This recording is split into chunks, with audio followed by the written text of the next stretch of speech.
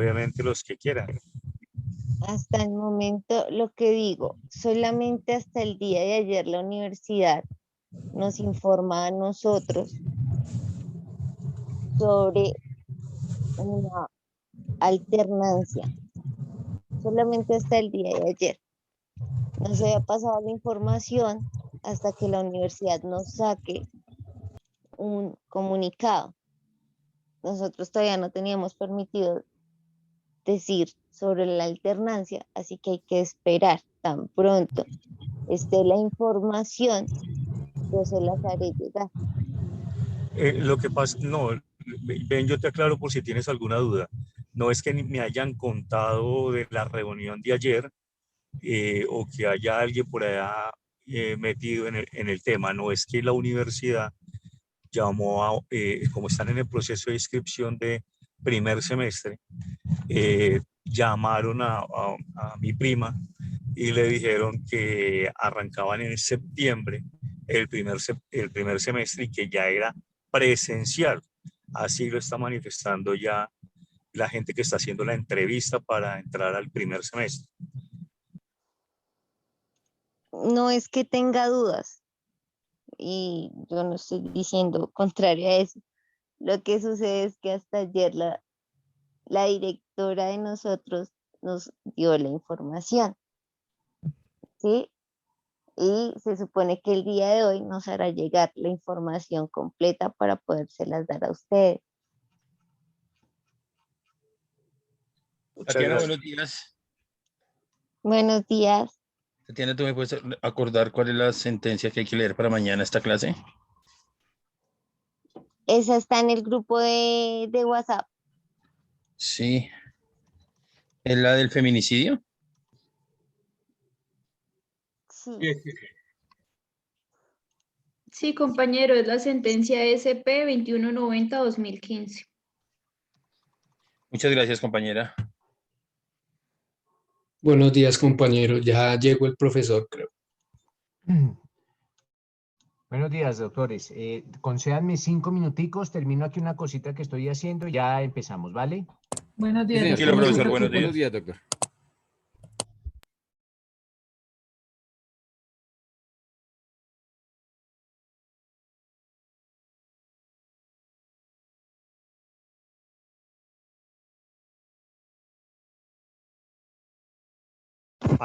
Compañeros, quería comentarles que ayer hice una llamada a la universidad eh, preguntando por la circular y los descuentos que se manifestaron de un 10 y un 20%, con una nota al final de la circular que dice que esos descuentos solamente aplican para aquellas personas que hayan hecho la consignación vía PSE. Hay algunos, me incluyo ahí, que la consignación la hemos hecho a través de BBVA, que es el banco que ellos manejan.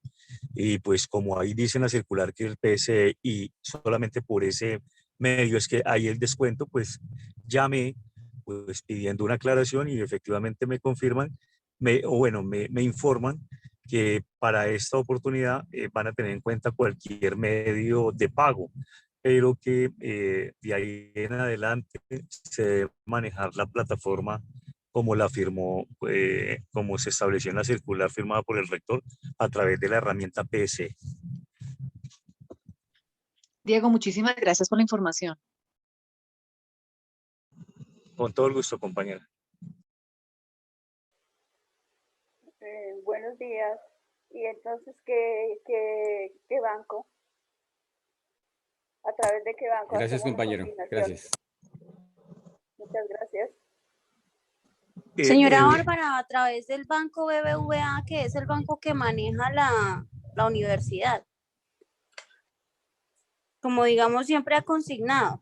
Sí, siempre es consignada en el Sí. BBVA, pero entonces se manda a través de qué? Ahora es a través de un botón electrónico, compañera, que se llama PSE.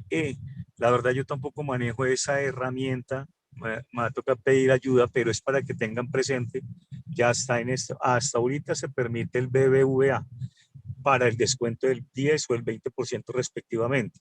Y ya después si toca cumplir lo que el rector firmó en la circular, que es los descuentos se aplican solamente a quienes hagan el pago a través de esa herramienta PSE. Es un botón que ahí aparece en la página de la universidad para los pagos electrónicos. Bueno, muchas gracias. Entonces, pediré ayuda. Compañero, bueno, buenos días. Hay otra cosa importante y es que hay los recibos de matrícula de los semestres, las personas que no lo hayan llevado a la universidad, hay que pedir una cita a través de la página de internet www.universitariadecolombia.gov. Por ahí hay un link que es solicitud de citas. Hay que abrirlo, hay que pedir una cita porque todo es agendado por este tema del COVID. En uno de los links que dice solicitud de citas, le piden a uno el asunto. ¿Es para qué? Para una certificación, para pagos, para matrícula. En este caso sería para pagos y le dan el día y la hora. Hay que asistir, llevar los recibos de pago de los semestres que ustedes no hayan asentado y para poder aplicar para los descuentos. Es para los descuentos. Porque hoy la universidad, pues digamos que no, con todo esto del COVID, me manifestaban que no tienen un control sobre los descuentos, sino se van a basar con los recibos de pago que la gente luego asiente en el pago. Bueno, muchísimas gracias. O sea que uno va a la universidad, entrega el recibo original y ellos a su vez le dan un recibo de un contrarrecibo. ¿Sí? Sí, yo creería que sí nos dan algún documento que confirme. Dan un recibo de caja. Un recibo de caja. Sí, sí. Bueno. Bueno, sí, señor. Muchísimas gracias, compañero.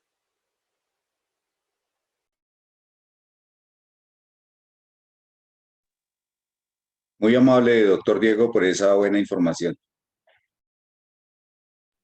Estamos para servirnos todos. Lo que vayamos sabiendo de la universidad, pues nos lo vamos contando. Creo que esta es una muy buena herramienta. Total. Muy amable, compañero. Compañero, una preguntita. O sea, si yo voy este cuarto semestre y cancelamos, o cancelo por la, ¿cómo se llama? ¿O la PSE o banco? Sí, exacto. O sea, porque yo siempre consigno por el banco, pero si lo hago ahora el cuarto semestre para ganarla, o es para todo, o sea, que lo consignemos en el banco, o sea que... No, compañera. Según la circular, el rector colocó en rojo que los descuentos del 10 o del 20% respectivamente solamente se aplicaban para aquellos pagos por la herramienta PSE. Pero pues obviamente, pero pues en mi caso, que supongo que es el tuyo también, hemos pagado puntualmente, pero a través del BBVA. Entonces esa fue mi llamada ayer, porque estaba preocupado porque pues yo he pagado puntual y soy merecedor del porcentaje, y la persona que me contestó me dijo que efectivamente habían contemplado que fuera por BBVA, pero para este semestre. Ya el próximo, buenos días, ya el próximo semestre sí toca pagarlo por PSE. Ah, ok, entonces lo pagamos así y ganamos ese descuento. Muchas gracias, muy amable. Bueno, compañera.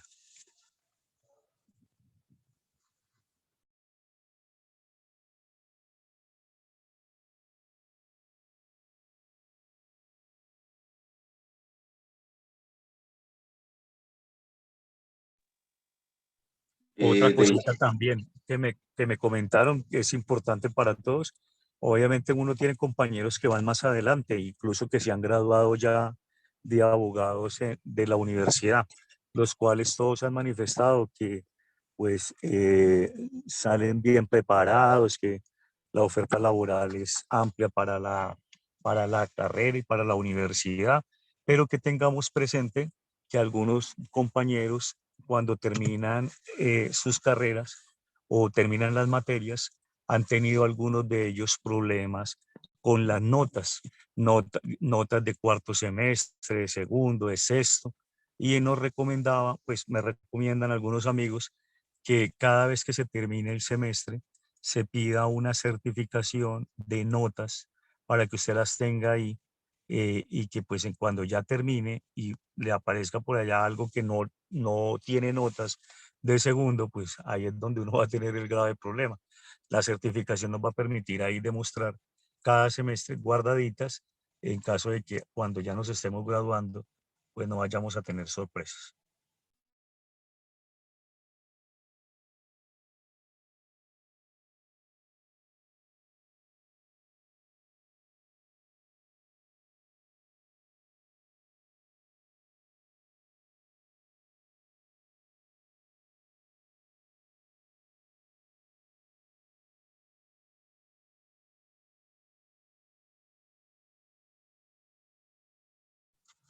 ¿Sí me hice entender ahí, compañeros? Señor, claro. Y me Muchas parece gracias. muy bien la idea. Claro y fuerte, compañero. Gracias. Como acabo de decir, es correcto. Sí. Les ofrezco disculpas que estaba terminando una cuestión de una audiencia pequeñita, pero ya. Después les cuento el chisme de qué se trataba. Listo, mis doctores, ¿estamos en lesiones personales? ¿Qué artículo quedamos ayer, doctores? Doctor, muy buenos días. Buenos días. Buen día, doctor. Y vamos Quedamos en en el el artículo 109. 109, doctor. Artículo Homicidio 109. culposo. Homicidio culposo, ¿no lo estabas explicando? Creo que llegamos a pasar el 110. Vale, perfecto. Básicamente, mis doctores, cuando estamos en el artículo 110 hablamos de algunas circunstancias especiales que agravan el delito de única y exclusivamente el delito de homicidio culposo. Tengamos muy presente que cuando hablamos de un delito culposo, les decía yo ayer, hablamos de una falta al deber objetivo de cuidado, y esa falta al deber objetivo de cuidado se puede presentar o porque uno ostenta, la persona ostenta posición de garante, o porque ejerce una profesión riesgosa que está reglada por alguna norma. El artículo 110, le repito, agrava única y exclusivamente el homicidio culposo. Entonces, por eso dice circunstancias de agravación punitiva para el homicidio culposo, no para otro delito. Y pues consagra este artículo 110 que la pena prevista en el artículo anterior se aumentará si al momento de cometer la conducta el agente se encontraba bajo el influjo de bebida embriagante,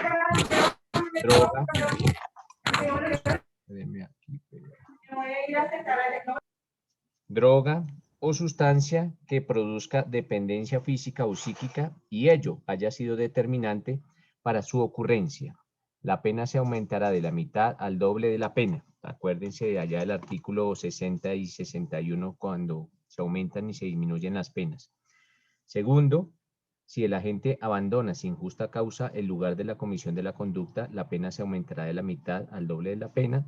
Tercero, si al momento de cometer la conducta el agente no tiene licencia de conducción o le ha sido suspendida por autoridad de tránsito, la pena se aumentará de una sexta parte a la mitad. Cuarto, si al momento de los hechos el agente se encontraba transportando pasajeros o carga pesada sin el lleno de los requisitos legales, la pena se aumentará de una cuarta parte a las 3/4 partes. Quinto, si al momento de los hechos el agente se encontraba transportando niños o ancianos sin el cumplimiento de los requisitos legales, la pena se aumentará de una cuarta parte a las 3/4 partes. Y sexto, dice, este es modificado, si al momento de cometer la conducta el agente estuviese conduciendo vehículo automotor bajo el grado de alcoholemia igual o superior al grado primero, o bajo el efecto de droga o sustancia que produzca dependencia física o psíquica, y ello haya sido determinante para la ocurrencia de la pena, se aumentará de las 2/3 partes al doble en la pena principal. Entonces, en la pena principal y accesoria. Entonces, miren, doctores, es muy importante tener en cuenta estas circunstancias de agravación exclusivas para el delito de homicidio culposo. Estos homicidios más que todo se presentan en accidentes de tránsito, aunque pues se podrán presentar algunos otros eventos o algunos otros escenarios en los que eventualmente, claro que puede existir un homicidio culposo, pero más que todos, cuando se crearon las circunstancias de agravación, lo que se buscaba era pues tratar de reducir en gran medida la comisión de estos delitos de homicidio culposo.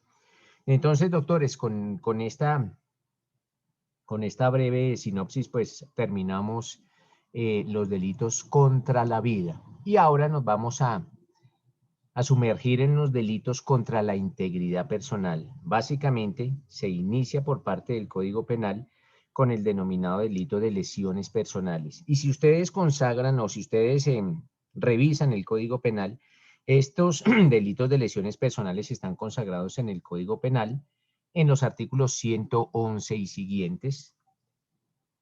Y se consagra, mis doctores, penas distintas para cada clase de lesión que se produzca. Esto es, lo primero que se tiene que establecer es qué clase de lesión sufrió la víctima. ¿Qué clase de lesión sufrió la víctima?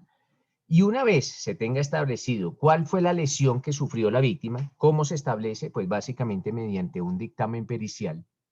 Entonces, una vez se tiene establecido qué clase de lesión sufre la víctima, pues podemos enmarcar esa lesión en cualquiera de los artículos consagrados en el artículo 112 y siguientes. ¿Por qué en el 111 no?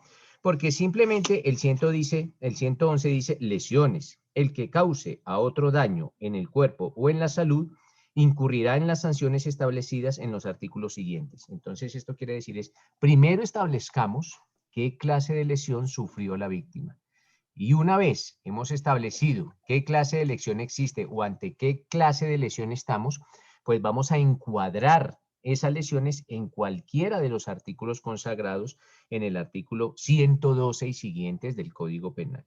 Entonces, remitámonos, por favor, a la primera clase de lesiones que está consagrado en el artículo 112. ¿Qué nos dice el artículo 112, mis doctores? Alguien que, por favor, nos lo lea. Doctor, buenos días. Buenos días, Fernando. Artículo 112. Si el daño consistiere en incapacidad para trabajar o enfermedad que no pase de 30 días, la pena será de prisión de 1 a 2 años. Si el daño consistiere en incapacidad para trabajar o enfermedad superior a 30 días sin exceder de 90, la pena será de 1 a 3 años de prisión y multa de 5 a 10 salarios mínimos legales mensuales vigentes. Si pasare de 90 días, la pena será de 2 a 5 años de prisión y multa de 10 a 20 salarios mínimos legales mensuales vigentes. Bueno, esas penas fueron modificadas, ¿no? Ya esas penas, las que nos leía Fernando, fueron modificadas por la Ley 890 del 2004. Sin embargo, nótese lo siguiente. Existen penas distintas para una clase de lesión que consista en una incapacidad médica o un daño, una incapacidad para trabajar o una enfermedad que tenga una incapacidad menor de 30 días. Entonces habrá una pena, digamos que pequeña. De 30 a 90 aumenta la pena y de 90 en adelante aún es más alta. Entonces es la primera clase de lesiones y esta clase de lesiones se tiene en cuenta con relación al dictamen médico legal en el cual se establezca qué incapacidad médico legal se le establece a la víctima. Si es le repito, si es de 1 a 30, de 30 a 90 o más de 90. Sin secuelas, sin perturbaciones, sin nada, simple y llanamente unas lesiones sencillas que solo ameritan una incapacidad médico-legal. Si existiera una deformidad, pues ya nos tendremos que remitir al artículo 113. ¿Y en qué consiste una deformidad? Básicamente, mis doctores, hablamos de una deformidad cuando en el cuerpo hubo una transformación. Algo no quedó como estaba antes.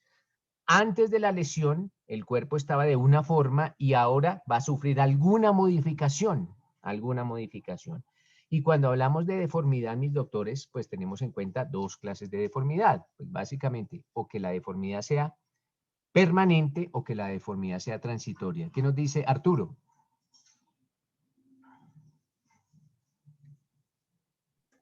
Buenos días, profesor. Buenos días. Digamos que tengo una pregunta. Dentro de lo que viene siendo el dictamen pues, médico, donde se identifica la incapacidad que va a tener la persona, ¿ese dictamen, ejemplo, se realizaría por medio de una valoración médica corriente por parte de la EPS o es un dictamen pericial específico? ¿Y quién validaría el costo de ese dictamen? Básicamente, Arturo, en nuestro derecho penal rige un principio que se denomina el principio de libertad probatoria. Esto es, lo importante es acreditar por medio de un especialista qué clase de incapacidad estamos. No tiene que ser la de la EPS o no tiene que ser la de medicina legal. No se exige por parte de nuestro Código Penal que tiene que ser de una entidad específica, no. Repito, existe una libertad probatoria. Lo importante es que sea por parte de un profesional, digamos que de un médico básicamente, y este médico indicará en caso tal que sea enfermedad, de cuánto es la incapacidad, o en caso tal que sea incapacidad para trabajar, de cuántos días es la incapacidad para trabajar, pero por cualquier medio se puede realizar. ¿Quién sufraga eso? Pues lo sufraga el procesado, aunque la EPS pues está ya incurso en los descuentos de ley, pero esos gastos en que incurre el procesado, en caso tal, esos gastos los incurre la víctima, pero en caso tal que el procesado sea hallado culpable, pues cuando la persona es hallada responsable del delito y esa sentencia ha quedado debidamente ejecutoriada, la víctima puede iniciar un incidente que se denomina el incidente de reparación integral, que busca que le reparen todos los daños y todos los gastos en que ha incurrido. Entonces la víctima inicialmente ella tendría que sufragar el costo de ese peritaje, pero después, si es hallado culpable, podría eventualmente reclamar todos los gastos en que haya incurrido la víctima, pues para hacerse a todas las clases de pruebas el abogado y todas las cuestiones y lo que dejó de ganar, y digamos que no es lo mismo ocasionarle las lesiones a una persona que tenga un salario de 10 o 20 millones de pesos que a alguien que tenga salario mínimo. Pues se realizarán todos esos aspectos para pues que el procesado repare lo que conocemos como el lucro cesante y el daño emergente. ¿Listo, compañero? ¿Qué nos dice Anne? ¿Qué nos dice Judith? Ay, profe, no, sí, había levantado la manera para decir que una de las lesiones personales podía ser y de deformidad, ¿no? Puede ser cuando a una persona le echan el ácido en la cara y le deforman completamente el rostro. Claro, básicamente, sin llegar a esos extremos, cuando quedan cicatrices, ya existe una deformidad. De ahí en adelante, ¿no? Pero cuando ya existe la cicatriz, nótese que esa cicatriz generó una transformación en el cuerpo. Esa cicatriz hizo que cambiara el cuerpo. De ahí en adelante, Judith. Ah, ok, vale, profe, muchas gracias. Vale, Windsor. Profesor, muy buenos días. Buenos días. Profesor, sobre este artículo aplica para las personas que llegan de pronto al trabajo en estado de embriaguez, si tienen alguna labor que por este estado produce alguna lesión. Pero deme el ejemplo, Windsor, porque usted sabe que cada caso será un mundo completamente distinto. Entonces, sí, profesor, esta persona llegó a trabajar en estado de embriaguez. Lo que yo quiero decir, profesor, es que si este artículo aplica para personas que estén en estado de embriaguez y tengan alguna responsabilidad, por ejemplo, manejando una máquina o alguna responsabilidad, por decir algo de salud y el estado en que se encuentra no lo deja desarrollar su actividad como normalmente lo haría si no estuviera en ese estado. No, aquí básicamente, Windsor, estamos hablando de una persona que le ocasiona lesiones personales a otra. Le ocasiona unas lesiones personales. Entonces, A le ocasiona unas lesiones personales dolosas, ojo, dolosas, porque quiere hacerlo. A quiere lesionar a B y efectivamente lo lesiona. Ah, ya haber entendido. Porque me llama la atención desde en la clase anterior que tuvimos con usted, profesor, en la materia anterior, en el que el estado en que se pone la persona, o sea, el estado en que se puso la persona, o sea, se quiso poner en ese estado. Y entonces, sí, pero eso era básicamente para no alegar inimputabilidades, porque alguien podría decir, perfecto, no, sí, es que yo señor. estaba en un estado de embriaguez que no me acuerdo lo que estaba haciendo. No, pues usted se puso en ese estado, entonces Sí, no se señor. podría en esos casos alegar que se trataba de un Listo, inimputable. profesor. Vale, Listo, perfecto. gracias, profesor. Janet. Profesor, buenos días. Tengo una inquietud, o sea, con relación a las lesiones personales, cuando no se hace el procedimiento bien por parte de la autoridad competente, de pronto de llevar a alguna de las personas a que sean valoradas por la fiscalía para que sea valorada. En este caso, esa incapacidad, si va a un médico particular o si va a la EPS, ¿esa incapacidad es válida dentro de un proceso? Completamente válida, Janet, porque si les decía yo al compañero inicial, porque no se exige que la incapacidad tenga que ser de determinada institución. Si por algún motivo no se logró obtener la incapacidad por parte de medicina legal, se puede por parte de cualquier otro profesional del derecho, siempre y cuando pues se acredite su calidad de profesional en la ciencia de la salud, básicamente. Ah, perfecto, doctor, gracias. Vale, Luis Onofre.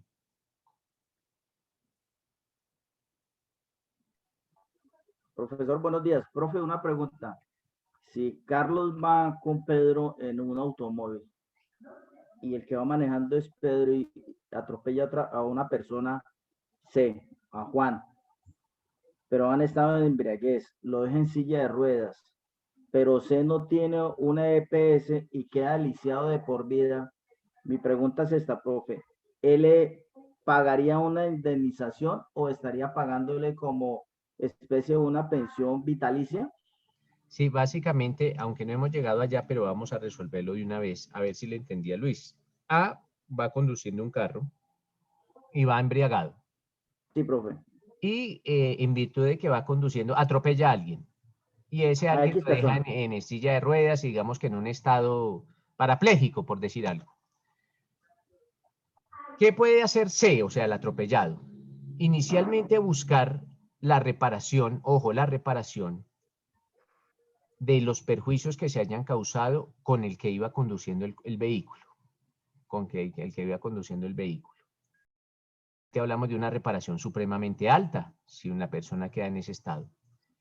Igualmente, en caso tal que el vehículo no sea de él, que tal de pronto le hubiesen prestado ese vehículo, al dueño del vehículo también se le exigirá una reparación. Indemnización. Sí, al dueño del vehículo. Asimismo, a la aseguradora, esto es a lo que conocemos como el seguro obligatorio. Y asimismo, hay vehículos que tienen otra clase de seguros, aparte del seguro obligatorio, unas pólizas. Allá también se puede atacar. Entonces, nótese que el campo de acción para la víctima es más amplio, porque no solo se ataca al que iba conduciendo, sino al dueño del vehículo, a las aseguradoras. A veces esos vehículos pueden estar afiliados a empresas. Si se tratara, por ejemplo, de un vehículo público, puede estar afiliado a alguna empresa, también se podría atacar a la empresa. ¿Hasta dónde llega pensión vitalicia? No, hasta allá no llega, Luis Onofre. Llega hasta la reparación, ya no pensiones vitalicias. Gracias, profe. Vale, perfecto. Don Arturo.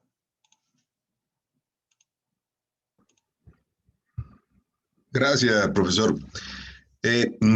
Profesor, lo que hemos visto o lo que he visto en algunas ocasiones cuando existen esta serie de situaciones para probar una incapacidad laboral, en algunas ocasiones lo que muchos abogados hacen es pedirle al fiscal que lo remita a una junta de valoración o una junta de calificación de invalidez. ¿Esto con qué finalidad? Con la finalidad de poder probar qué porcentaje de incapacidad laboral podría tener dicha persona y así poderlo aportar en el proceso y que el juez más tarde tenga una certeza de dicha incapacidad laboral. O sea, además de acudir a medicina legal o a un profesional en medicina legal con la finalidad de que le pruebe o le dé un dictamen médico legal sobre sus heridas o sobre las lesiones causadas, también acuden a la Junta de Calificación de Invalidez con la finalidad de establecer un porcentaje de incapacidad. Sí, señor. Ese era de pronto el aporte que quería desarrollar. Eso es como básicamente para determinar qué grado de afectación sufrió en su capacidad laboral. Claro que sí. ¿Qué nos dice Pilar? Doctor, buenos días. Tengo dañada la cámara hoy. Tranquila. En el caso de lesiones personales, ¿existiría los dos clases de dolo eventual y dolo directo? Cuando hablemos de dolo eventual y dolo directo, esos dolos aplican para todos los delitos dolosos, Pilar, no solo para las lesiones o para el homicidio, sino para toda clase de delitos. Ah, listo, doctor. Muchas gracias. Uriel. Doctor, buenos días. Buenos días. Doctor, una pregunta. ¿Cómo podemos entender el dolo cuando en una escuela pública hay una alcantarilla, un hueco donde los niños se pueden caer y efectivamente un niño se cae, ¿sí? Se rompe una piernita y el niño queda con una lesión de 10 o 12 centímetros menos en la altura de ese pie y se demanda al Estado para la reparación de esos daños en la afectación del accidente del niño, pero ¿cómo puedo yo entender el dolo ahí en ese caso, doctor? No, ojo que el dolo en materia de responsabilidad administrativa no se debe probar. Lo que se debe probar básicamente, Uriel, es un vínculo o un nexo causal entre la falta de servicio o la omisión en el servicio del Estado y el resultado, básicamente, pero dolo nunca, porque nunca podríamos indicar que el Estado quitó esa o que no reparó esa alcantarilla con el objetivo de que la gente se lesionara, no, pero sí era obligación, era responsabilidad o es una falla en el servicio por parte del Estado no cubrir estas alcantarillas o no taparlas. Entonces, si existe una falla en el servicio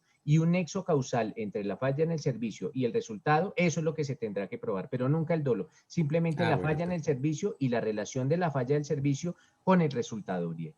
¿Y tiene que pagar? Sí, claro que sí tendría que pagar si se logra demostrar ese nexo causal entre la falla del servicio y el resultado. Doctor, gracias. Muy amable. Vale. Diana Joana.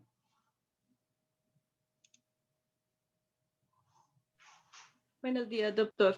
Buenos días. Tengo una pregunta. Hay una, digamos, le hacen una gastroctomía, pero esa gastroctomía le queda mal por cuestiones del cirujano que se la colocó. ¿Quién sería el responsable? ¿Va a responder ante esas lesiones personales? Porque ya Paz le dio una peritonitis y ya queda una cicatriz.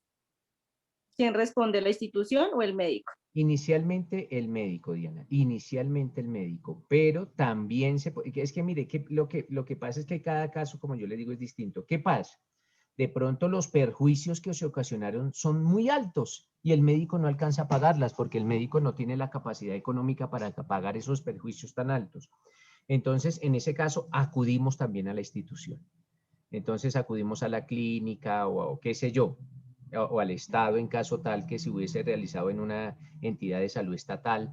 Pero entonces, lo primero que tiene que mirar, en este caso el representante de víctimas, es la capacidad económica de las personas y empezar a atacar. En estos casos, Diana, lo ideal es atacarlos a todos, Okay. De algún bolsillo tendrá que salir la reparación, ya sea del bolsillo del médico o del bolsillo de la institución o del bolsillo de los seguros. De hecho, lo que le interesa a la víctima es que le paguen, no quién le pague, sino que le paguen los perjuicios que le ocasionaron. Entonces, la táctica que utilizan la mayoría de abogados es precisamente esa, atacarlos a todos. ¿Por qué? Porque allá entre ellos mirarán quién paga y quién no paga. Pero lo importante para la víctima es que le paguen sus perjuicios, indistintamente quién sea.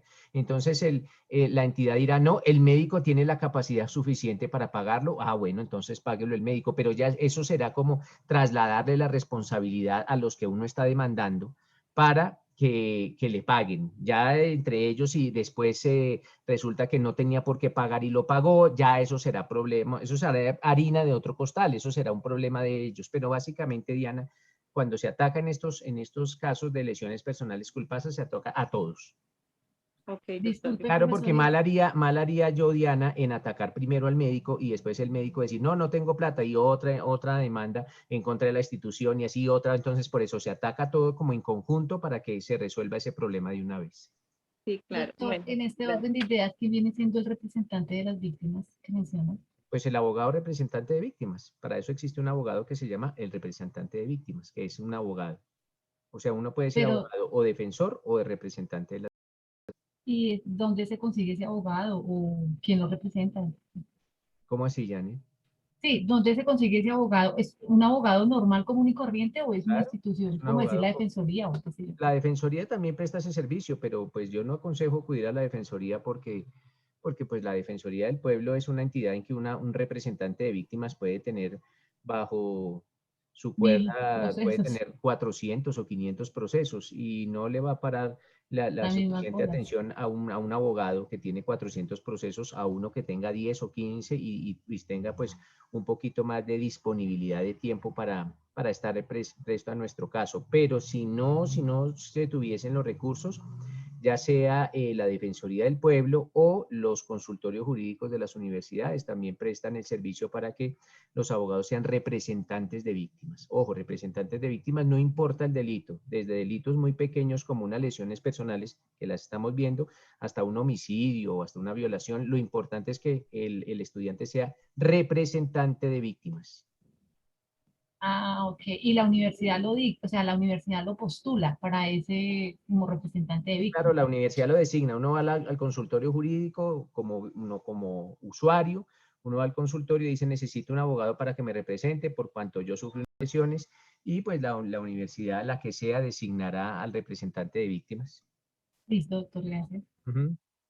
¿Qué nos dice Windsor nuevamente? Sí, sí, profesor. Me interesa mucho este tema de lesiones personales porque gracias a la compañera que habló anterior en el sentido de que por el deficiente sistema de salud, y yo siempre he querido como demostrar, perdóname que yo sé que no me gusta la palabra, como esa instrumentalización que hay de casi que negarle un servicio de salud a la persona y le causan alguna lesión, y lo que dice el profesor que es muy bueno demandar a todos. ¿Por qué? Porque es que uno por un familiar o hasta por uno mismo, cuando comienza ese sistema de negarle la salud a uno y que una cita que no hay agenda, a mí me ha tocado asistir y ayudar a muchas personas voluntariamente y hágame este video y las redes sociales son las únicas que resuelven.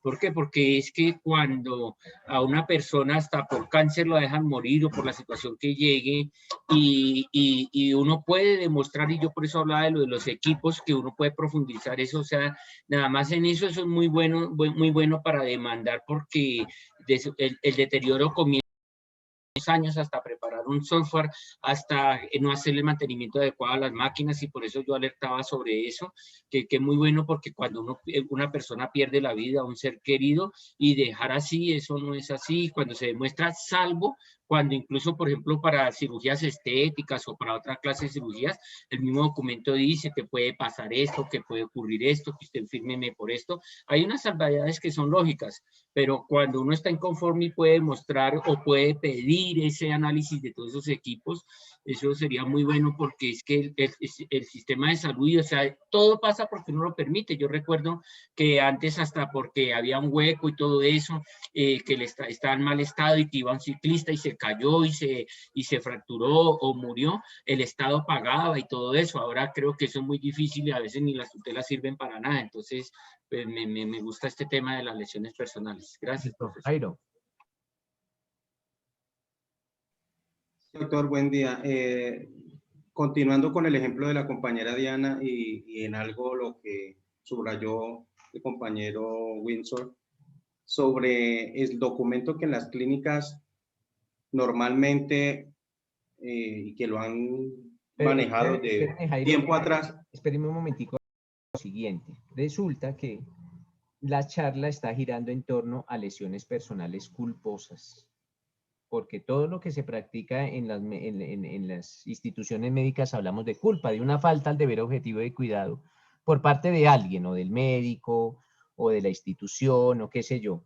Pero lo ideal sería que esperen a que yo llegue a las lesiones personales culposas, porque todavía estamos en las dolosas, todavía no hemos llegado a las culposas. Cuando lleguemos a las culposas sería bueno hacer todas estas charlas y todas estas intervenciones, pero todavía estamos en las dolosas. Estas que estamos hablando del artículo 112 es dolo, quería lesionar y efectivamente lo hizo. Entonces, Jairo, y discúlpeme que lo interrumpa, pero ¿por qué no esperamos a que lleguemos a las culposas y ahí sí hablamos de la culpa y de la responsabilidad médica? ¿Les parece? Tiene total razón, profesor. Listo. Claro, Sí, señor. entonces esperemos a que lleguemos allá, porque pues nos estamos anticipando a los acontecimientos. Juan Carlos. Sí, buen día, profesor. No, mi pregunta es más con respecto de cuando el agente pues que comete la lesión, no tiene formas económicas ni nada para responder hacia la víctima, ni lo respalda ninguna entidad, ninguna institución.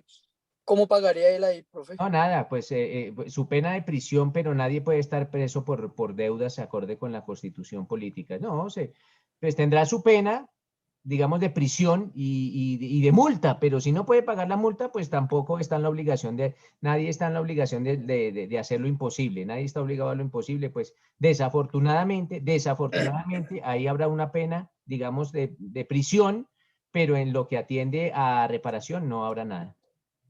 Ok, ya me hablo, profe. Entonces, mire ese doctor, es que tal y como lo consagra el artículo 112, existen estamos todavía en las cosas, pues existen penas acorde con la incapacidad médica o con la enfermedad, como lo llama el artículo 112, o con la incapacidad para trabajar. Decíamos que el artículo 113 habla de una deformidad y que cuando hablamos de deformidad hablamos de dos clases de deformidad. Inicialmente una deformidad transitoria o una deformidad permanente. ¿Quién nos indica o quién le indica al juez si la deformidad es transitoria o es permanente? Pues se lo indicará un perito. En estos casos, en la mayoría pues en casi todos los casos de lesiones personales, pues se acude a estos auxiliares de la justicia, a estos peritos. Son los que le indicarán al juez básicamente si se trata de una deformidad, en atención a lo consagrado en el artículo 113, si la deformidad es transitoria o permanente. Y si ustedes observan ese artículo, el artículo 113, pues se consagran penas distintas cuando la deformidad sea transitoria o cuando la deformidad sea permanente. También en el último inciso de este artículo 113 se consagra una pena más alta cuando esa deformidad afecta al rostro. Entonces, nótese que existirían casi que tres clases de deformidad. Primera, la deformidad transitoria. Segundo, la deformidad permanente. Y tercera, la deformidad que afecta al rostro. Y la deformidad que afecta al rostro puede también ser o permanente o transitoria, pero consagran penas distintas para cada clase de deformidad. Y lo consagra el artículo 113. El artículo 114, doctores, nos habla de una perturbación funcional. Ojo, perturbación funcional. ¿Y qué quiere decir una perturbación funcional? Que un órgano o miembro, cualquiera de las dos, un órgano o un miembro, o funcionar o no queda funcionando en la misma forma, en una forma normal, digamos, o deja de funcionar totalmente o queda funcionando parcialmente. Cuando hablamos de un órgano, pues imagínense cualquier órgano. O cuando hablamos de un miembro, hablamos pues de los miembros básicamente los superiores y los inferiores, hablamos de manos, de pies, de rodillas, qué sé yo, pero no quedan funcionando, o no quedan funcionando igual, para decirlo de una mejor forma o para un mejor entender. Indica este artículo 114 que si el daño consistiere en perturbación funcional transitoria de un órgano o miembro. Entonces, al igual que en la deformidad, la perturbación de ese órgano o esa perturbación de ese miembro puede ser o transitoria o permanente, o definitiva, también podríamos decir, pero la perturbación puede ser transitoria o permanente. El dedo no quedó funcionando igual, ya no tendría movilidad o no tendría movilidad en una mano. Y el médico nos dirá, o el perito le dirá al juez, si esa perturbación es transitoria o es permanente. Eso se lo dirá el médico con base pues en sus análisis. Y existirán penas distintas, ya sea que la perturbación sea transitoria o ya sea que la perturbación sea permanente. Pero básicamente, mis doctores, cuando nos remitimos al artículo 114, hablamos que existe un órgano o existe un miembro que deja de funcionar o que queda funcionando parcialmente. Entonces no queda funcionando igual como venía con anterioridad. Puede existir alguna perturbación funcional de un miembro o de un órgano, pero también puede existir una perturbación psicológica o una perturbación psíquica. Y de esa perturbación psicológica o de esa perturbación psíquica se ocupa el artículo 115 del Código Penal y dice que si el daño consistiera en perturbación psíquica, transitoria, también nótese que aquí siempre vamos a hablar de que el daño sea transitorio o que el daño sea permanente. Entonces dice que si el daño consistiera en una perturbación psíquica transitoria, tendrá una pena. Y si fuese la perturbación psíquica permanente, tendrá otra pena. Repito, esto todo determinado en el perito. En estos casos tenemos que acudir a peritos. No podemos, así rija o así exista el principio de libertad probatoria, y básicamente cuando yo hablo de libertad probatoria estoy diciendo que los hechos se pueden probar con cualquier medio, pues en determinados casos sí se necesita un medio específico, no cualquiera. No podría llegar a decir la misma víctima decir, sí, pues a mí me lesionaron este dedo y esta perturbación es transitoria o es permanente. No, porque él no tiene los conocimientos, a menos que se tratara de un médico, lógicamente, pero él no tiene los conocimientos especializados para determinar qué clase de lesión es, si se trata de una deformidad, o si se trata de una perturbación, o si no existe ninguna de las, ni deformidad ni perturbación, pero sí existe una enfermedad o una incapacidad para trabajar, y en caso tal de cuántos días, o si la deformidad es permanente o transitoria, o si la perturbación ya sea de órgano o miembro es permanente o transitoria, o si la perturbación psíquica, en este caso hablaremos de un psiquiatra básicamente, es una perturbación permanente o transitoria. Y el artículo 115, mis doctores, contempla unas penas cuando la perturbación es transitoria o cuando la perturbación es permanente. El artículo 116 nos habla de lo que nosotros conocemos, doctores, como las amputaciones. Y lo consagra técnicamente de la siguiente forma: pérdida anatómica o funcional de un órgano o miembro. Entonces aquí ya, ojo, aquí ya existe es la pérdida. Se perdió el órgano o el miembro. Dice, si el daño consiste en pérdida de la función, o sea que nótese que aquí ya la función se perdió completamente, ya no es una perturbación, sino se perdió la funcionalidad. O también puede, hay pérdida del órgano o miembro, lo que yo les hablaba de las amputaciones. Entonces ya tendrá una pena más alta todavía. Y dice que la pena anterior se aumentará hasta en una tercera parte en caso de pérdida anatómica de órgano o miembro. Ya lo que es, o sea, nótese que hace dos distinciones el artículo 116. Pérdida funcional total. Dejó de funcionar el miembro o el órgano. Dejó de funcionar, pero cuando ya se pierde el órgano, cuando existe una amputación, pues nos remitimos al inciso segundo del artículo 116. Todo con base, nuevamente les digo, en el dictamen pericial que se establezca. A raíz del caso, mis doctores, que ustedes conocen o conocieron, algunos de ustedes, los que andan pendientes de la farándula judicial, del caso de Natalia Ponce de León. Ojo, el caso de Natalia Ponce de León. A raíz de eso que generó pues un show mediático, el caso de Natalia Ponce de León, los políticos, y cuando hablo de los políticos, pues estoy haciendo relación a los congresistas, introdujeron un artículo en el Código Penal. Y ese artículo es el artículo 116A, del Código Penal. Por eso, ese artículo 116A, que es la ley 1773 de 2016, esa ley es también conocida como la ley Natalia Ponce de León. Miren lo curioso con esto. La pregunta es, mis doctores, ¿de qué estamos hablando hoy? Y todos dirán, de lesiones personales. Ojo, estamos hablando de lesiones personales. Tanto el día de ayer como el día de hoy estamos hablando de lesiones personales. Les dije ayer, ya evacuamos, doctores, ya evacuamos, ¿qué? Ya evacuamos el homicidio. Aquí ya no vamos a hablar de homicidio, aquí vamos a hablar de personales.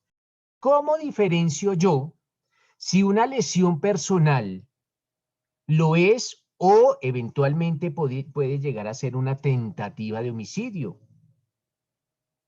Porque no es lo mismo, doctores, no es lo mismo que yo tome mi arma blanca y apuñale a la víctima en el pecho a que lo apuñale en una mano. Si bien es cierto, en los dos casos van a existir unas lesiones personales, pero el intérprete jurídico va a determinar que la intención no era la misma. No era la misma intención del perpetrador del delito que acuchilla a su víctima en el pecho que el que la acuchilla en la mano.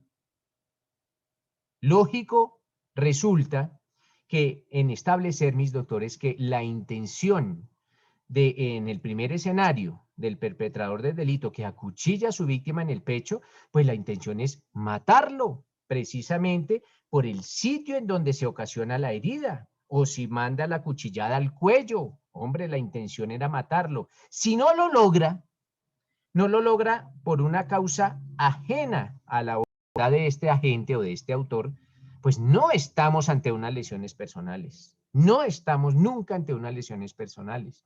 Estaríamos ante un homicidio tentado, o lo que se conoce comúnmente como una tentativa de homicidio. Entonces, nótese que la persona acuchilló a la víctima en el pecho, pero él no murió. ¿Por qué? Porque fue atendido prontamente por los médicos en el centro hospitalario y se salva. Entonces, no podríamos decir que el perpetrador de esta cuchillada ocasionó el delito de lesiones personales. No, ocasiona el delito de tentativa de homicidio, que trae una pena más alta. Un homicidio agravado, tentado, no consumado. William. Profe, buenos días. Profe, basándonos en la sentencia que su merced nos está leyendo, que nos puso a leer, que ya muchos hemos terminado y que otros comenzaron. Profe, ahí prácticamente entonces la fiscalía actuó mal porque el señor le propina 9 puñaladas y la fiscalía lo lo pone en esa situación como lesiones personales más no intento de homicidio. Con 9 puñaladas no creo que sea no creo que sea lesiones personales. Sí, aquí mis doctores aquí vamos a sacar la interpretación que nosotros le hagamos.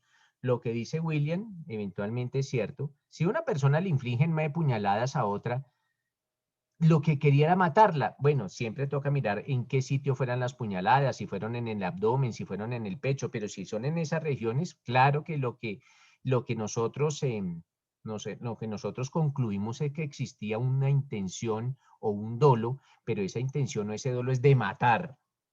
Pero mis doctores, somos nosotros, ojo, somos nosotros como intérpretes de la ley los que tenemos que determinar si ante unos hechos estamos ante unas lesiones personales o ante una tentativa de homicidio. Somos nosotros. Y esa valoración que nosotros hagamos, pues podrá ser objeto de debate. Claro que sí. Claro que sí. Pero es básicamente o el defensor, o el fiscal, o el representante de víctimas, y en últimas el juez, el que determine cuál es la intención de la gente. Y eso lo dirá básicamente la forma en que se ocasiona el ataque y las partes donde se ocasiona el ataque. Edgar.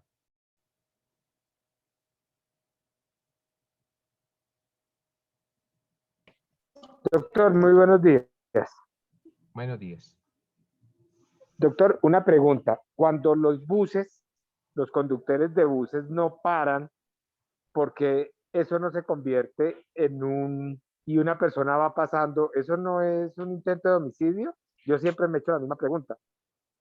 Sí, aunque estamos ante un caso de lesiones personales culposas, pero eventualmente, tal como lo dice Edgar, eventualmente, es que eso todo lo tendrán que indicar las pruebas, por eso no todos los casos son igual, que en todo caso que un vehículo no paró, hablemos de una tentativa de homicidio, no. Cada caso es un mundo completamente distinto.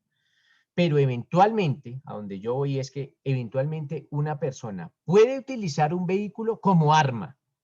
Puede utilizar un vehículo como arma y hablaríamos de unas lesiones dolosas y utiliza el vehículo como arma. Esto es, embiste a la persona con dolo de matar o con dolo de... Pero eso lo determinarán en los hechos, cómo se sucede, que eso es lo que ustedes van a conocer como las circunstancias de tiempo, modo y lugar. Esas circunstancias le indicarán al intérprete de ese caso y al intérprete de la ley si utilizó el vehículo como arma o si estamos ante unas lesiones en accidente de tránsito. Ok, doctor, gracias. Vale. Entonces les decía a mis doctores que ya abandonamos el homicidio. Y si abandonamos el homicidio, doctores, pues de contera establecemos que también abandonamos las tentativas de homicidio. Porque al igual que se me olvidaba decirles, mírese, doctores, que con relación a esas lesiones que hemos visto hasta ahora, sin incluir la del 116A, no, desde el 112 hasta el 116, estamos hablando inicialmente de lesiones personales dolosas. Y las lesiones personales dolosas, doctores, son delitos de resultado. Es la única excepción, doctores. Estos delitos que les repito, que hemos en este momento, sin incluir el 116A, excluyéndolo, estas son la única excepción de delitos de resultado que no admiten la tentativa. En nuestra legislación no se ha contemplado la posibilidad de procesar a alguna persona por tentativa de lesiones personales. Y la razón es la siguiente. Tal como les dije hace un momento, mis doctores, la lesión personal se establece con base en un dictamen. Entonces, será un dictamen, será un perito, el que nos indique ante qué lesión estamos, qué lesión es la que estamos estudiando. Pero no podría un perito decir, eventualmente, qué lesión se hubiese podido ocasionar. No. Entonces, si yo tomo un bate, por ejemplo, un bate de béisbol, y mando el batazo a los pies de la víctima, y la víctima es una persona bastante ágil y salta, y ni siquiera la rasguñé, pero ojo, el batazo iba a los pies, pues no habría un médico que empezara como a, digamos que a especular, en el sentido de decir, bueno, el batazo no hubiese sido esquivado, sino hubiese hecho blanco en la víctima, eventualmente se hubiese podido ocasionar esta lesión. No, todavía no hemos llegado allá. O sea, todavía nuestra legislación no lo ha contemplado. Entonces, esta es la única excepción, mis doctores, de un delito de resultado que no admite la modalidad de tentativa. No se podría procesar a alguien por tentativa de lesiones personales, más sí por tentativa de homicidio, porque si el batazo no va a los pies y el batazo va a la cabeza, pues hombre, y si la persona lo esquiva, aquí sí se podría hablar de una tentativa de homicidio, por el lugar en que se estaba ocasionando o se iba a ocasionar el daño o el ataque. ¿Qué nos dice Arturo? Profesor, yo tengo una duda, creo que es bastante importante y dentro de la cotidianidad pues, que se suele presentar a nivel social sucede. Y es que dentro de lo que vienen siendo mal llamados riñas, independientemente de los agentes que estén involucrados, cuando se genera algún tipo de lesión personal, llamándolo así no tan grave o que no pueda generar algún tipo de incapacidad muy grande, de igual manera, ¿cómo sería el proceso para este tipo de situaciones? Poniendo un ejemplo conciso, dos conocidos tienen una riña y generan ciertas lesiones en el rostro, pero pues cada uno trabaja desde su casa, en teletrabajo, y pues digamos que no generaría una afectación, digamos que de manera directa hacia su labor. Digamos que cómo se desempeñaría ahí, ese caso, se aplicaría como tal un proceso judicial hacia las personas que generaron los daños de igual manera. A ver, Arturo, en ese caso hipotético, ojo que no solamente debe existir una incapacidad para trabajar. Esto es, si una persona me lesiona y me ocasiona una herida leve, y esa herida leve no me afecta para trabajar, puede pasar que esa herida leve sí genere una incapacidad. Ojo, por eso yo les decía, la incapacidad es de dos clases. Inicialmente hablamos de una incapacidad médica y segundo de una incapacidad laboral. La incapacidad laboral tiene que ver con que el hecho de que no puedo trabajar en base o con base, en base y con base están bien utilizados, ya lo dijo la Real Academia de la Lengua, a la lesión que sufrí. Entonces, hubo la lesión y no puedo trabajar, pero puede existir otra clase de lesión leve, como nos dice Arturo, que si bien es cierto, me permite trabajar, pero mi cuerpo va a durar un tiempo en asimilar esa lesión y en repararla. Ahí hablamos de la incapacidad médica. Entonces, la incapacidad médica, la incapacidad médica es distinta a la incapacidad paralaboral. Digamos que un ojo colombino, por decir algo. Entonces, la persona con el ojo colombino puede seguir trabajando. Entonces, no hablaríamos de una incapacidad laboral, pero sí hablaríamos de una incapacidad médica.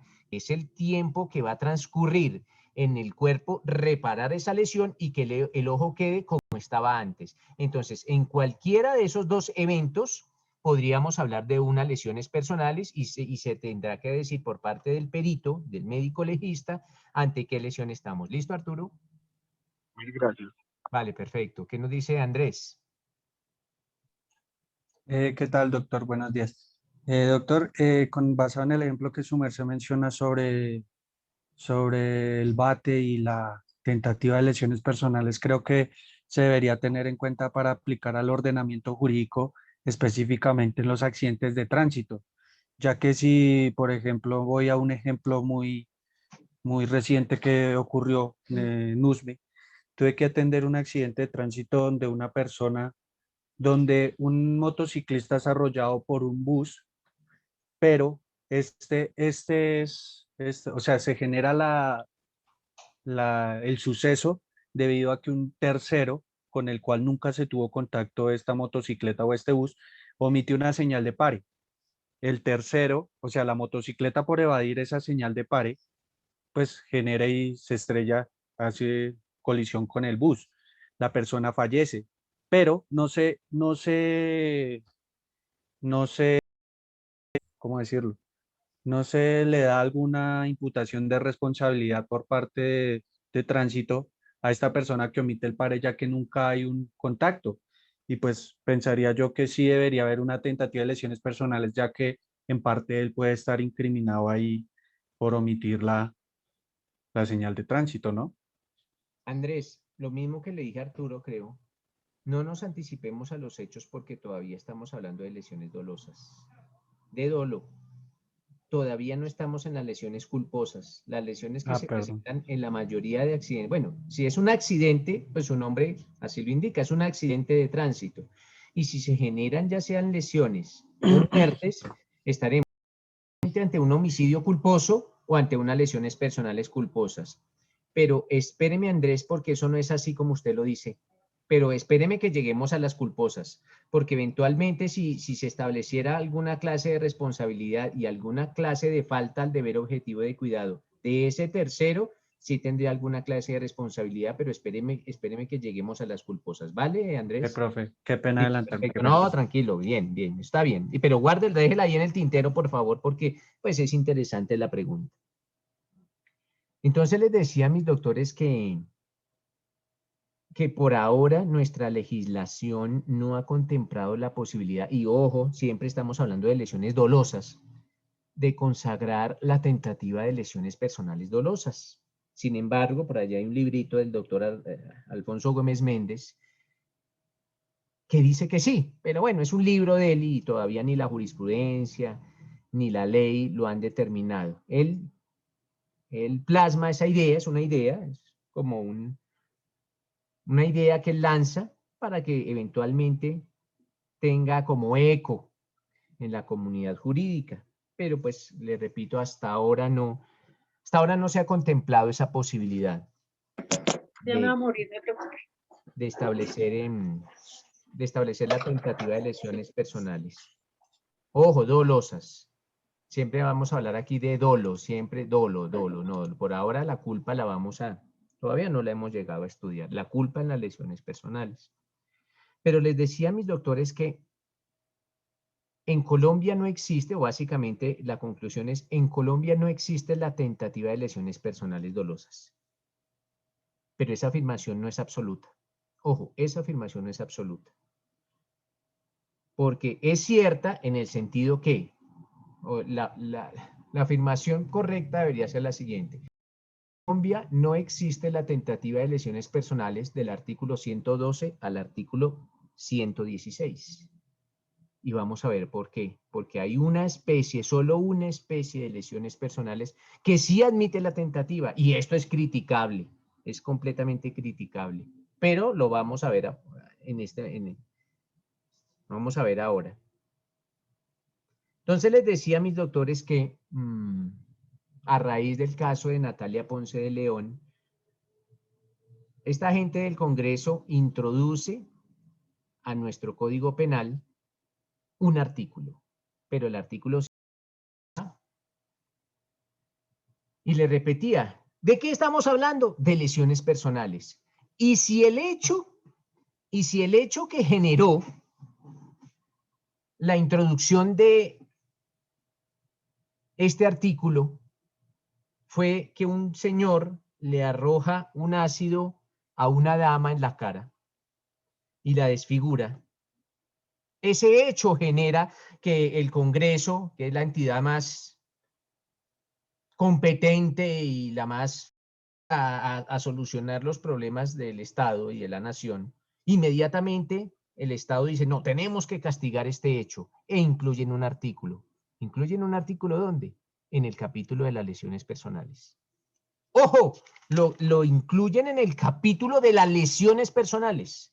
Entonces, el Congreso indica, hechos como esos tendrán que ser castigados de una forma más severa, pero como lesiones personales. ¿A dónde voy? Que si ustedes observan el caso de Natalia Ponce de León, al agresor no lo condenaron por lesiones personales. Al agresor lo condenaron, claro que eso lo va a arreglar la Corte Suprema de Justicia en la casación. Al agresor lo condenan es por tentativa de homicidio. Entonces, si el hecho de arrojarle a otra persona ácido en su cara es una tentativa de homicidio, no debieron haber incluido ese delito en el capítulo de las lesiones personales, sino en el capítulo del homicidio. Aquí se presentaron todas las hierros y todas las falencias del mundo. Les decía anteriormente, mis doctores, que quien determina cuál es la intención de la gente es el defensor, el juez, el fiscal y en últimas, el juez. Él es el que lo determina. Pero si una persona lanza ácido en la cara de otra, pues básicamente lo que quiere es ocasionar las lesiones más terribles del mundo, unas lesiones que son brutales, pero no dejan de ser lesiones. Si el objetivo fuera matar a la persona, no le lanza el ácido, sino se lo pone a tomar, o toma un cuchillo de cocina y le propina 5 puñaladas en el pecho. De hecho, es más fácil adquirir el cuchillo que adquirir el ácido. Entonces, nosotros determinamos, y el mismo legislador es el que determina, que cuando se le lanza ácido a una persona en la cara es una lesión personal. ¿Y por qué lo dice el legislador? Porque consagró ese delito en el capítulo de las lesiones personales. Cuando nace la ley Natalia Ponce de León, incluyen ese comportamiento en las lesiones personales, no la incluyeron en el homicidio. Sin embargo, les digo que este señor fue condenado por tentativa de homicidio, pero la Corte Suprema de Justicia, al estudiar el caso, se va a dar cuenta que aquí no existe una tentativa de homicidio, sino unas lesiones muy brutales, claro que sí. O sea, partamos de la base y demos por sentado que son las lesiones más terribles que se pueden llegar a ocasionar y más en una dama. Pero son no deja de ser lesión personal. No deja de ser lesión personal. ¿Que tendrán una pena eventualmente bastante alta? Claro que sí. Claro que sí. Acuérdense, mis doctores, que acorde con la lesión que se produzca, pues así mismo será la pena. Si son unas lesiones leves, tendrá una pena leve. Y si son unas lesiones muy fuertes, tendrá una pena muy fuerte.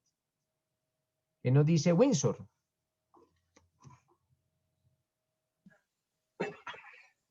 Profesor, nuevamente, pues, con respeto le digo y me llama mucho la atención y me parece muy bien la observación. Nosotros somos los autores de esa ley. Y mi pregunta a qué va referente, por ejemplo, lo que habló por ejemplo, lo del bate, es el valor de la cara, porque incluso yo le quiero comentar, porque nosotros, por ejemplo, en el caso de Natalia Ponce, ella volvió esto de otra manera y ella incluso a nosotros mismos nos decepcionó, que ella como que no fue agradecida con esa parte. ¿Y a qué voy? El profesor sí tiene la razón porque fueron unas lesiones graves y esa parte de la humanidad que es el rostro, lo que yo no me he visto en la calle, en nuestra cultura, porque ya diferente sería la burka que usan en Arabia o donde corresponda. Ese artículo se hizo con ese fin de lo que representa de exponer la cara de la persona, de que yo muestro mi cara y eso le causa todo lo que le causó a ella. Ella es hija de una empresa muy importante de este país. Entonces, tal vez por eso ese artículo y son lesiones graves, porque la misma persona lo que quiso hacer solamente es esa parte. Y entonces la ley sobre el rostro, con el ejemplo que puso el profesor, es determinante en cuanto, por ejemplo, el batazo, pues a la cara, pues le va a causar la muerte, tal vez por la gravedad del asunto, o va a dejar a la persona grave cuando uno se golpea en la cabeza. Entonces es esa parte de proteger el rostro, o cómo se entiende ahí la ley en el Código Penal, cómo se mira esa parte, profesor. Siempre, Windsor, usted mire la intención. Es la intención. Por eso nosotros castigamos es por lo que la persona o hizo o quiso hacer. Siempre busquemos la intención. Y para eso necesitamos conocer el Código Penal a fondo, para llegar a determinar ante qué clase de intención estábamos. Mire, desafortunadamente estas son leyes populistas. Esto es una ley que se aprovechó el Congreso, que es la entidad más inepta que tiene Colombia. Porque si esas lesiones, que son terribles, no se las hubieran ocasionado a Natalia Ponce de León, sino a María Jiménez, una persona común y corriente, no se hubiese generado todo esto, sino porque era una persona, digamos, como usted lo dice, de la empresa, no sé qué, o una empresa, gente importante. Aquí se le da tratamientos distintos a las víctimas. Si la víctima es importante, entonces le dan todo un despliegue de show y todo un morbo a esos casos.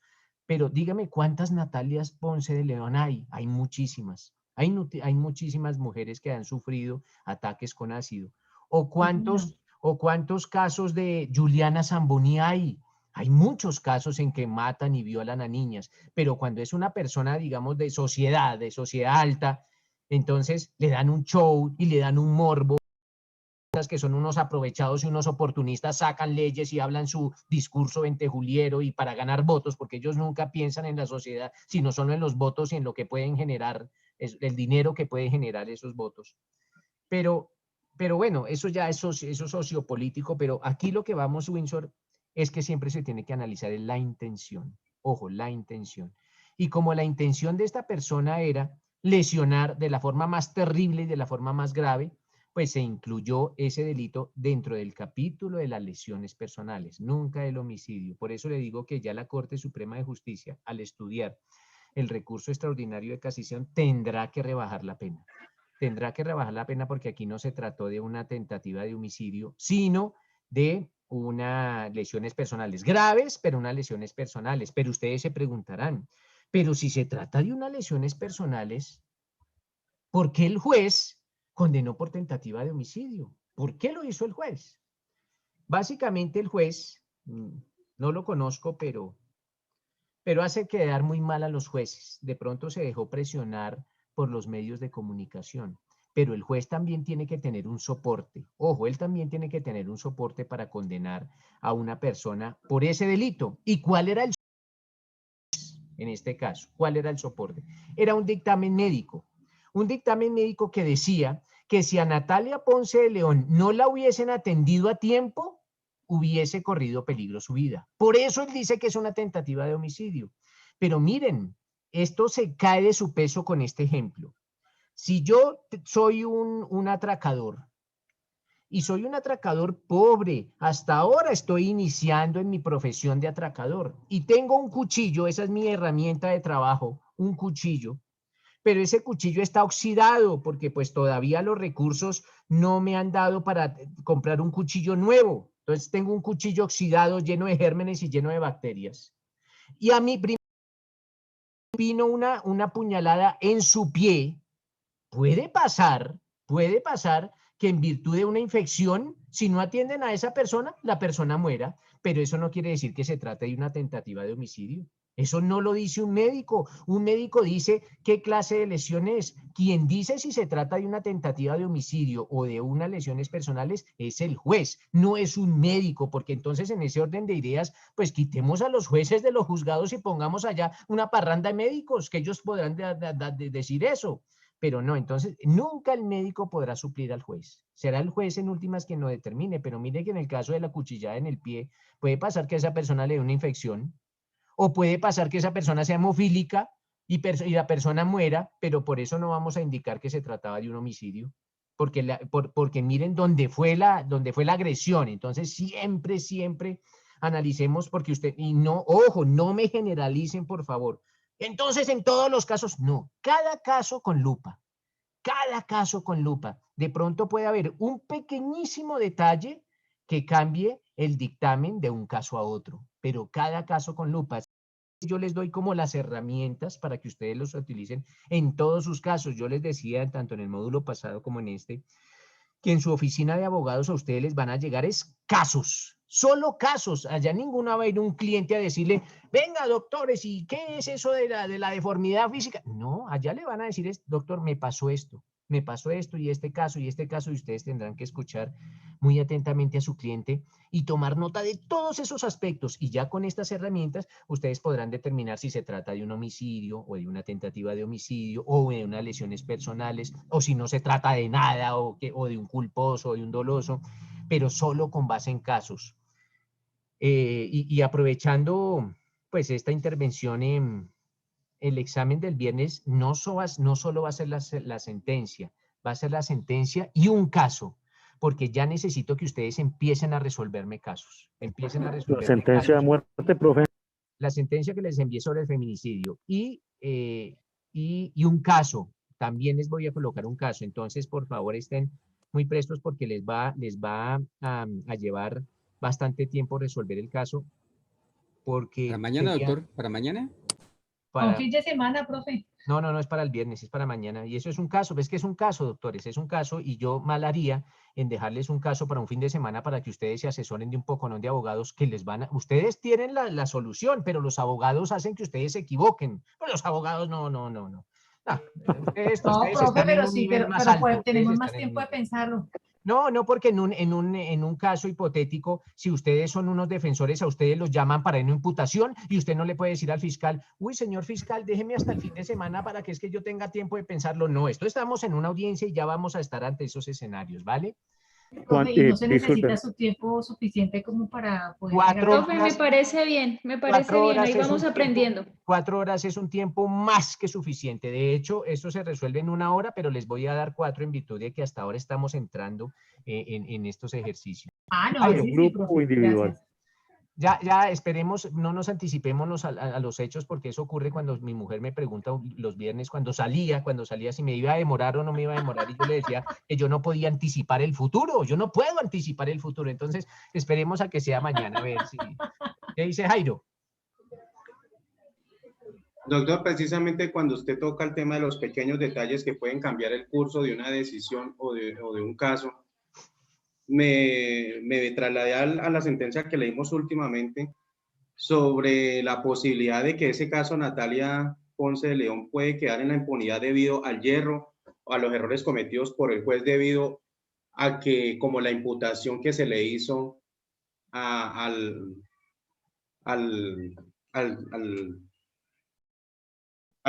accionante, sí. Fue de un homicidio, fue una tentativa de homicidio, más no de lesiones personales. El juez, allá en su sabiduría en la corte, en la sala de casación, puede determinar el delito que sí aplica para ese caso cuando la fiscalía imputó otro. Sí, puede hacerlo y puede condenar por ese otro delito siempre y cuando se trate de un delito de menor entidad. ¿Listo? Sí puede hacerlo. Ojo, pero siempre y cuando se trate de un delito de menor entidad.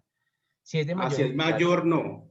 No, si es mayor, no. Si es menor, sí lo puede hacer. Y entre una lesión personal y una tentativa de homicidio, el de menor entidad es la lesión personal. Entonces, sí puede. Por eso yo les decía que la cárcel lo va a corregir, porque tiene la facultad de hacerlo. Tiene la facultad de decir, ojo, aquí no es una lesión, no es una tentativa de homicidio, pero sí es una lesión personal y condeno por la lesión personal en el rostro, con todo la que se trate, pues de la que se trate, la lesión personal, si es una deformidad y si es en el rostro, y hará una nueva dosificación e impondrá la pena correspondiente al delito que efectivamente se ocurrió y no al que condenó al juez.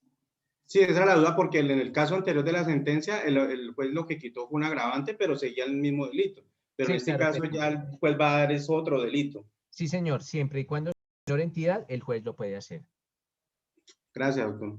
Vale, ¿qué nos dice Edgar? La pregunta es muy parecida, doctor. Si en la fiscalía en el momento de la imputación de cargos no imputa el cargo de lesiones personales,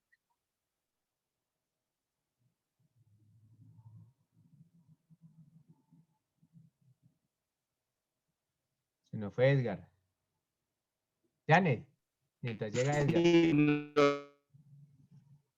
Tratemos de mejorar la conexión, Edgar.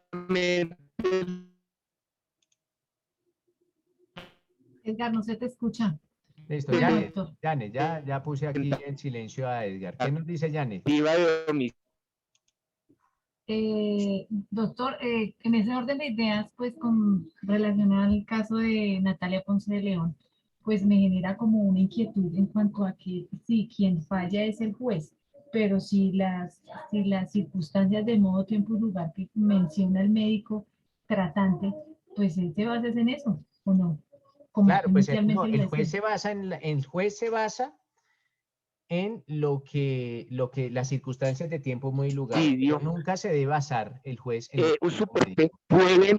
Espéreme, Edgar, porque se está escuchando muy mal. Tratemos de mejorar la conexión. Entonces yo le decía a Janet que el juez nunca se debe basar en lo que diga un médico, ¿no? El juez se debe basar en esas circunstancias de tiempo, modo y lugar, como se presentaron los hechos. Y en eso se tiene que basar el juez. Y el juez no puede decir que cuando no atienden a una persona a tiempo, se trata de una tentativa de homicidio. No, porque la tentativa de homicidio indica es cómo es la agresión, no si a la persona la atienden a tiempo o no. Nótese, yo le decía a Windsor, creo, que si yo le pego una puñalada a una persona, esa persona nunca la atendieron, pues esa persona eventualmente se puede morir de eso, pero eso no quiere decir que se trate de una tentativa de homicidio. Entonces, ahí fue el hierro en que cometió el juez, que de pronto el juez, y lo digo, o la jueza, yo conozco a la fiscal, y la fiscal sí se dejó presionar, no solo por los medios de comunicación, sino que desafortunadamente la fiscalía es un órgano casi que con una estructura jerárquica, porque todos los fiscales no son independientes, los fiscales no son autónomos, los fiscales son de sus superiores. Entonces, aquí la orden era imputar ese delito así el delito no existiera. Y en muchos casos la fiscalía imputa y tenemos que, ojo con su octavo semestre cuando estén estudiando imputación y cuando estén estudiando acusación y todo el proceso penal.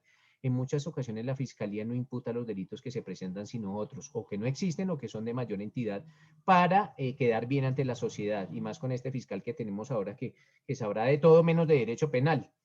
Pero estará en el defensor, en que esté sumamente atento para ver si efectivamente se presentan esos delitos o si o eventualmente si no se presenta ninguno. Y cuando estén estudiando captura, en muchos la fiscalía busca legalizar procedimientos de captura en capturas completamente ilegales, pero lo buscan hacer por ganar pantalla y para que el señor Barbosa salga hablando 4 o 5 de desperdicio de tiempo ahí diciendo que la fiscalía está actuando cuando son actuaciones completamente ilegales. Pero entonces estemos muy, muy atentos a eso, Janet, y estamos adquiriendo las herramientas para que en la medida de lo posible y así, y ojalá así seamos de esos penalistas, pues que seamos muy buenos y que sean ustedes muy buenos y ojalá brillen por su capacidad jurídica. Sí, señor. Gracias, profe. Vale. Entonces les decía a mis doctores que se incluye este artículo y se incluye el artículo que se denomina lesiones, pero ojo, estamos hablando de lesiones, no intento de homicidio o de tentativa de homicidio, lesiones con agentes químicos, ácidos y o sustancias similares. Esa es la ley Natalia Ponce de León. Y ese tipo de lesiones, ojo, ese tipo de lesiones, el del artículo 116A, ese y solo ese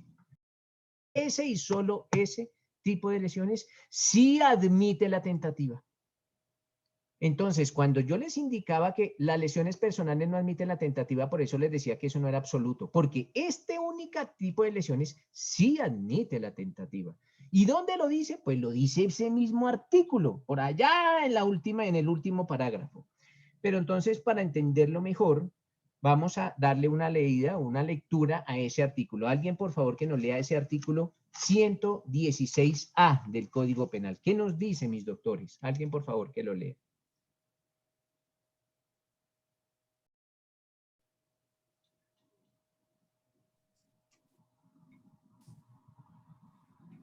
Dice el artículo 116A, lesiones con agentes químicos, ácido y o sin sustancias similares.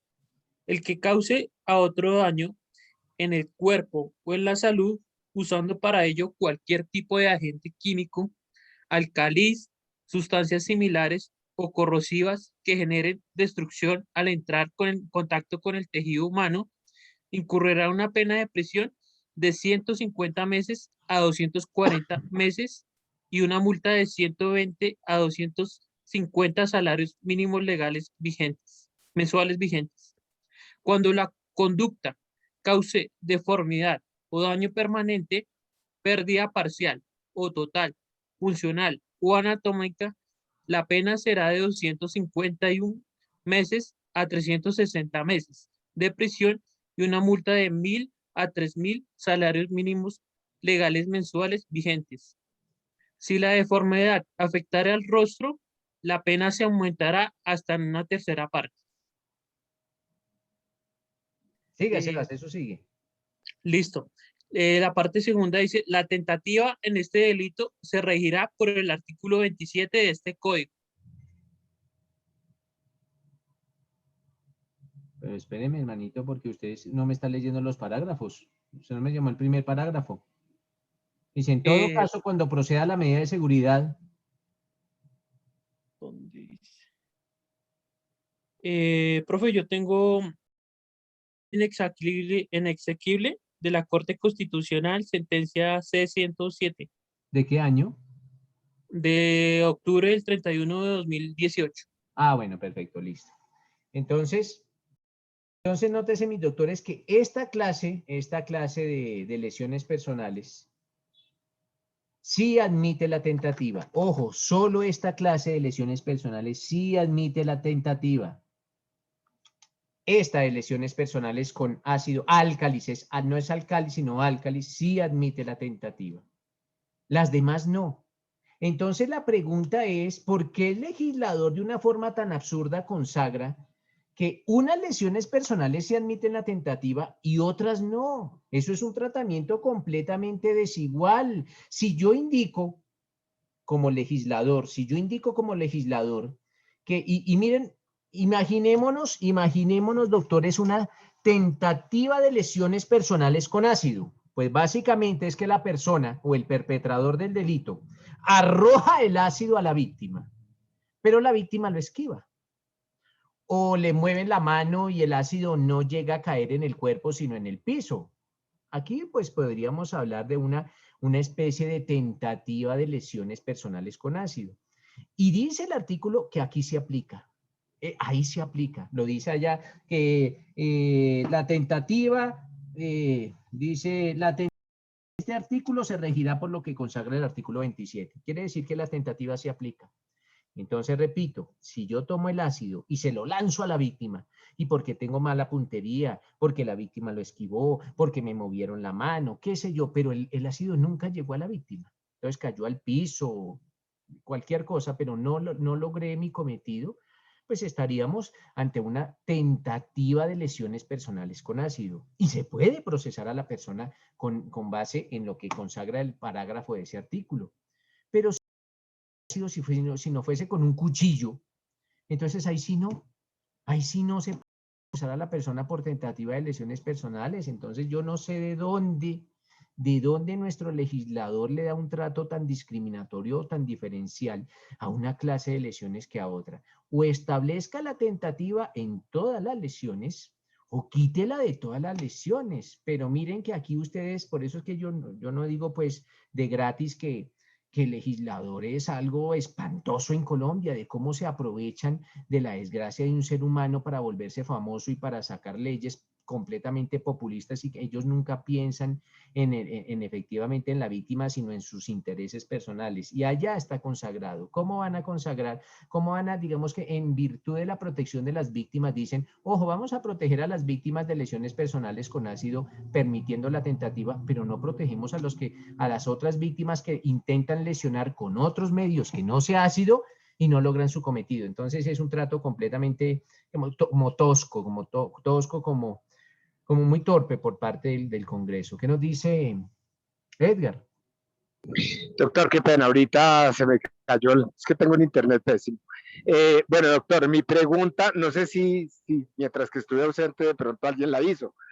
Si el fiscal no imputa en el momento de la imputación de cargos, los cargos digamos, de lesiones personales, y como en el caso de Natalia Ponce, condenado por tentativa de homicidio, un superior, bien sea el tribunal o la corte, podrían cambiar la sentencia hacia otro delito que no ha sido imputado?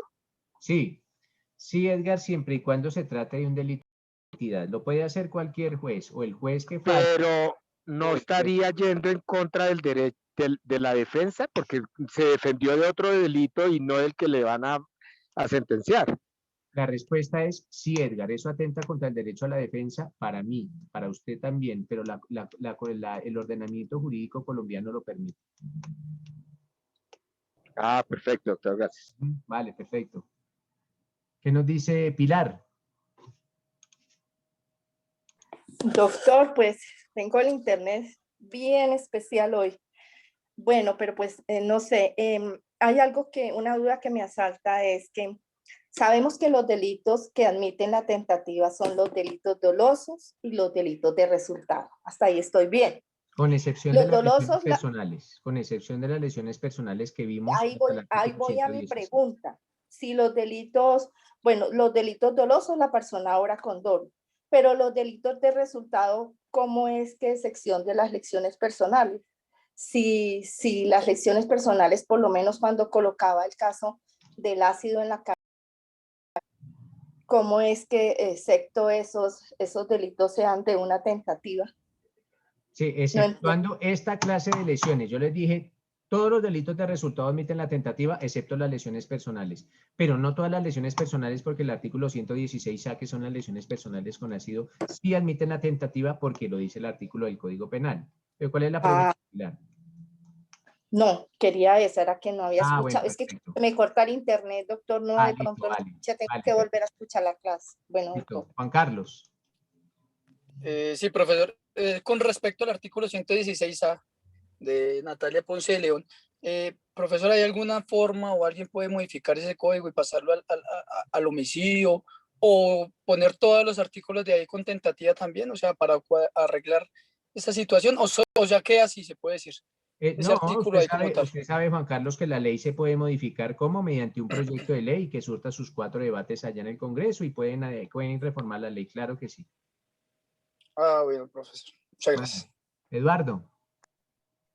Profe, yo tengo una pregunta sobre que yo he visto muchos casos de que las víctimas que sufren de lesiones personales, pero son en la pareja o en la familia, busca es violencia intrafamiliar. Ajá, aunque la violencia intrafamiliar no siempre son lesiones personales.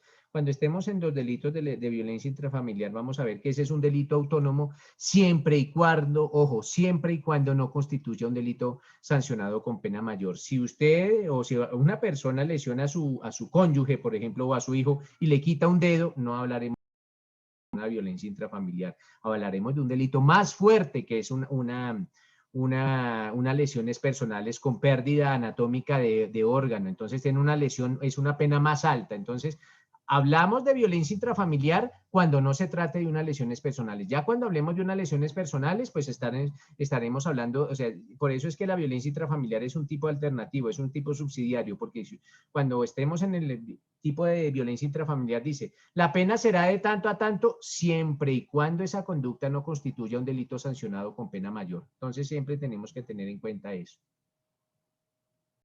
Ah, ok, profe. Listo, mis doctores, entonces les agradezco mucho por su tiempo, espero que lean esa sentencia y preparados tanto física como psicológicamente para el día de mañana. Bueno, ya mañana miramos si es en grupo o si pueden sacar los libros, igual casi siempre lo pueden hacer porque ante los casos podemos hacer de todo, sacar libros, consultar, de todo, pero les voy a recomendar que tengan a la mano la sentencia 29221 porque la van a necesitar también. Y ustedes ya la tienen porque esa la leímos en el módulo pasado, ¿vale? Gracias, doctor. Feliz día. Profe, yo no estuve, buenas tardes, buenos días, no estuve, no tengo esa sentencia, si algún compañero me la pudiera regalar, por favor. Por favor, alguien que se la comparta a don Fernando, la 29221. Doctor, buenos días, muchas gracias. Bueno, listo. Si Muchísimas no, gracias, yo que pase mañana buen se las día. envío, al grupo, antes de las 8 se las envío a todos los que por algún motivo. Gracias, doctor. Gracias. Muchas gracias, profesor.